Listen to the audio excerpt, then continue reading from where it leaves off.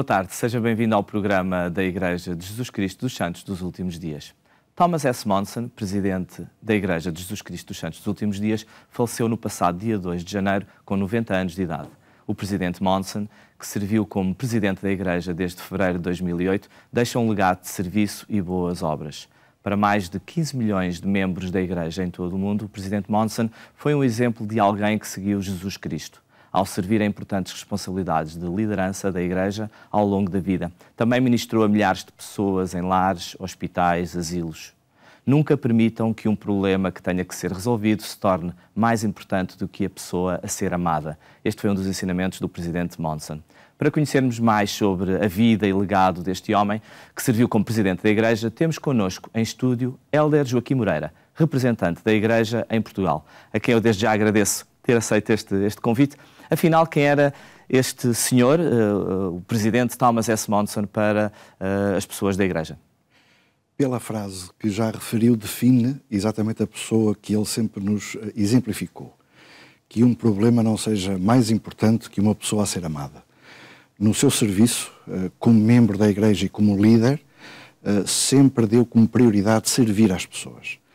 Nos seus discursos, sempre ele referia exemplos em que partilhava que sentia algo em seu coração, que deveria de visitar uma pessoa idosa, uma família amiga, alguém que estava no hospital. E era muito interessante, porque ele deixava as suas reuniões, ele deixava a sua agenda para cuidar destas pessoas. E sempre ele deu este exemplo para todos nós. Como dissemos na introdução do programa, Thomas S. Monson era também, atualmente, o líder da Igreja de Jesus Cristo dos Santos dos Últimos Dias. Portanto, para cerca de 16 milhões de pessoas era também o seu líder. Que funções é que ele tinha na Igreja?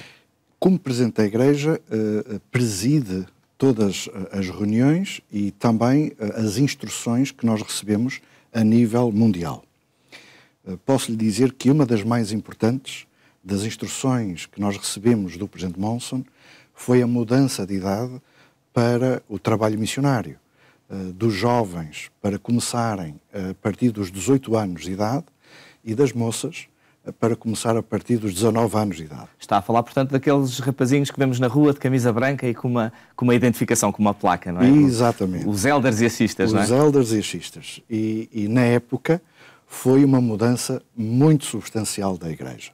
Posso lhe dizer que nós passamos, em média, entre 40 a 50 mil missionários para 80 mil missionários em todo o mundo. E isto da parte do presidente Monson, foi uma demonstração de confiança na juventude da Igreja. Este presidente Monson acaba por também estar ligado um pouco à história da Igreja e da sua organização aqui em Portugal, certo? Exato. A partir de 74, em que a Igreja, portanto, foi legalizada em Portugal, em 75, ele visitou Portugal para fazer a abertura do trabalho missionário em Portugal.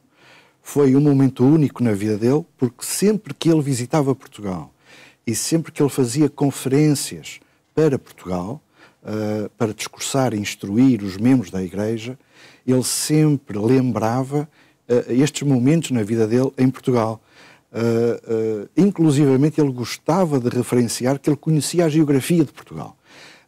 E nós, como portugueses, e em particular os membros da Igreja, nós o amávamos muito devido a esta consideração que ele tinha pelo país. E, inclusivamente, também pelo anúncio do templo em Lisboa, que ele próprio, por surpresa, numa conferência geral, o fez e que para nós tocou muito o nosso coração. Também fica ligado este presidente da Igreja a muitas dessas inaugurações desses templos, desses locais especiais para os membros da Igreja. É normal vermos imagens em que ele está em vários sítios do mundo presente. Por que razão é que é necessário que seja ele a inaugurar esses templos? Exatamente por ser o presidente da Igreja e por ser portador da autoridade e das chaves inerentes a essa mordomia, a essa função. E isso é, sem dúvida, o reflexo do crescimento da Igreja. Na altura em que ele foi chamado como presidente da Igreja e como profeta, a Igreja tinha, em média, 13 milhões de membros da Igreja e, passado este tempo, nós temos aproximadamente 16 milhões, como muito bem referiu. Isto, consequentemente, leva à aprovação de novos edifícios, tanto capelas como também de templos, que é a casa do Senhor aqui na Terra. E, por intermédio dele, muitos dos templos foram dedicados e foram anunciados em todo o mundo. Então, e agora como é que é feita a sucessão? A sucessão... Se é que podemos utilizar esse termo. Exatamente. A sucessão agora, após o funeral do Presidente Monson, o quórum, ou o órgão dos 12 apóstolos, é reunido. Neste caso, o normal seriam 15 membros dos 12 apóstolos, mas como morreu o Elder Els também, agora são 14.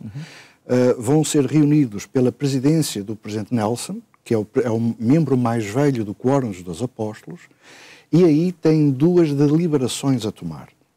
Ou tomar a decisão de chamar uma nova primeira presidência, um novo profeta na Igreja, ou o quórum dos 12 tomar a responsabilidade da direção da Igreja. A partir do momento em que tomam a decisão para chamar o novo presidente da Igreja, a sucessão acontece pelo membro mais velho do quórum dos 12 apóstolos. Muito bem. E por unanimidade em relação a essa aprovação, o novo presidente da Igreja chama 2 conselheiros para estar com ele. Para completar. Muito bem, resta-me agradecer a sua presença. Penso que ficámos esclarecidos sobre a obra fantástica deste homem que serviu como Presidente da Igreja e também ficámos a conhecer alguns momentos em que ele esteve em Portugal e que participou na história da Igreja em Portugal. Obrigado por ter aceito o convite. Queremos agradecer então a vossa atenção, desejamos o resto de uma boa tarde e até ao próximo programa.